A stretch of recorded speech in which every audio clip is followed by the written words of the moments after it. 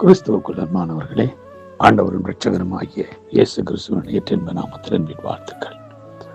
நாம் தொடர்ச்சியாக சிந்தை தொடர்பாக தியானித்து நேற்று பார்த்த ஆவியின் சிந்தை உடவுகளாக நாம் இருக்க வேண்டும். இன்றைய நாளில் பார்க்க போற காரியம் ஏக சிந்தை உள்ளவர்களாய் அல்லது ஒரே சிந்தை உள்ளவர்களாய் நாம் இருக்க வேண்டும் என்று வேதம் உங்களுக்கு கற்றுக் கொடுக்கிறது. ரோமர் 12ஆம் அதிகாரம் 16வது வசனம் சொல்கிறது, ஒருவரில் ஒருவர் ஏக சிந்தை உள்ளவர்களாய் ஒருவரோடு ஒருவர் ஏக சிந்தை உள்ளாயிருங்கள், மேட்டுவியானங்களை சிந்தியாமல் தாழ்மை உள்ளவர்களுக்கு இணங்குங்கள், உங்களையே புத்திமான்கள் என்று எண்ணாதீர்கள். அங்கே என்ன சொல்லப்படுகிறது? பிரியமான தேவனுடைய பிள்ளைகளே, தேவனுடைய பிள்ளைகளாய் இருக்கிற நாம் ஒவ்வொருவரும் ஒரே சிந்தியாய் இருக்க அழைக்கப்படுகிறோம். எங்களுக்குள்ள மேட்டுமையானவர்களை நாம் சிந்திக்காமல் தாழ்மையானவர்களுக்கு இணங்குங்கள் என்று வேதம் சொல்லுங்கள். எங்களையே புத்திமான்கள் என்று எண்ணாதபடிக்கு நாங்கள் எல்லாரும் ஒருவரை ஒருவர் தாழ்த்தி ஒரே சிந்தை உள்ளவர்களாய், மேட்டுமையான சிந்தியாதவர்களாய், ஒரே சிந்தை உள்ளவர்களாய் நாம் இருக்க வேண்டும் என்பதுதான் வேதம் எங்களுக்கு கற்றுக் கொடுக்கிற ஒரு காரியமாக இருக்கிறது. ஏனென்று சொன்னால் 15வது அதிகாரம் ரோமர் 15வது அதிகாரம் 5ஆம் 6ஆம் வசனம் சொல்லுகிற காரியத்தை நாங்கள் ஒருக்கா பார்க்கும் பொழுது, நீங்கள் ஒருமனப்பட்டு நம்முடைய கர்த்தராகிய இயேசு கிறிஸ்துவின் பிதாவாகிய தேவனை ஒரே வாயினால் மகிமைப்படுத்தும்படி பொறுமை ஆறுதலை அளிக்கும் தேவன் கிறிஸ்து இயேசுவினுடைய மாதிரியின்படியே நீங்கள் ஏக சிந்தை உள்ளவர்களாக இருக்கும்படிக்கு உங்களுக்கு அனுக்கிரகம் செய்வாராக. ஆமென். அப்ப பாருங்க, நாம் ஒருமனப்பட்டு நம்முடைய கர்த்தராகிய இயேசு கிறிஸ்துவின் பிதாவாகிய தேவனை ஒரே வாயினால நம்ம மகிமைப்படுத்துகிறதுக்கு என்ன வேணும்?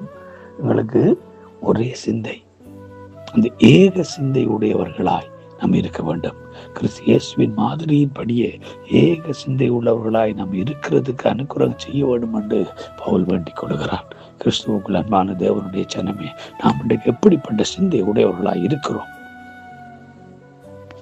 கொரிந்தியர் 1 அதிகாரம் 10வது வசனத்திலே சொல்லப்படுகிற காரியத்தை நம்ம பார்ப்போமா இருந்தால், சகோதரரே, நீங்கள் எல்லாரும் ஒரே காரியத்தை பேசவும் பிரிவினை இல்லாதவர்களாய் ஏக மனதும் ஏக யோசனையும் உள்ளவர்களாய் சீர்பொருந்தி இருக்கவும் வேண்டும் என்று நம்முடைய கர்த்தராகிய இயேசு கிறிஸ்து நாமத்தினால உங்களுக்கு புத்தி சொல்ல. பாருங்க, இங்கே அதைத்தான் சொல்லுகிறார். பிரிவினை இல்லாத ஏக மனது ஏக யோசனை உள்ளவர்களாய் நாம் இருக்க வேண்டும்.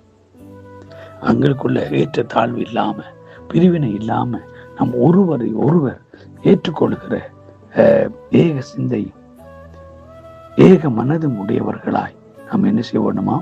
ஆண்டவராகிய இயேசு கிறிஸ்துவுக்குள் நாம் இருக்கும்படி அழைக்கப்பட்டிருக்கிறோம். பிரியமானவர்களே, பிலிப்பியர் 3வது அதிகாரம் 16வது வசனத்திலே பவுல் சொல்லுகிறதே, நாம் பாகிலும் நாம் எதுவரையில் தேறி இருக்கிறோமோ அது முதல் ஒரே ஒழுங்காய் நடந்து கொண்டு ஒரே சிந்தியாய் இருப்போமாக.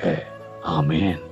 நாம் எதுவரை தேறி இருக்கிறோம், எதுவரை வளர்ந்திருக்கிறோம், எதுவரை நாங்கள் பெர்ஃபெக்டானவர்களாக இருக்கிறோம், அப்போ சொல்லுகிறார், அது முதல் ஒரே ஒழுங்காய் நடந்து கொண்டு ஒரே சிந்தியாய் இருப்போம். நாம் ஒரே சிந்தியாய் உள்ள மேட்டுமையானவர்களை சிந்திக்காம தாழ்மை உள்ளவர்களுக்கு இணங்கி ஒருவரை ஒருவர் ஏற்றுக்கொண்டு ஒருவரை ஒருவர் ஒரே விதமாக நாங்கள் பேசவும் கதைக்கவும் சிந்திக்கவும் முடியவர்களாய் கர்த்தராகிய இயேசு கிறிஸ்துவின் நாம மகிமைக்காக ஒரே ஏக சிந்தையோட நம்ம இருக்க வேண்டும் என்பது அந்த சித்தமாய் திட்டமாய் இருக்கிறபடி நான் இந்த கால வேளையில எங்களை ஒப்பு கொடுப்போம். நாம் ஒவ்வொருவரும் ஏக சிந்தை உள்ளவர்களாக இருப்போம், ஏக சிந்தை உள்ளவர்களாக ஜெயிப்போம்.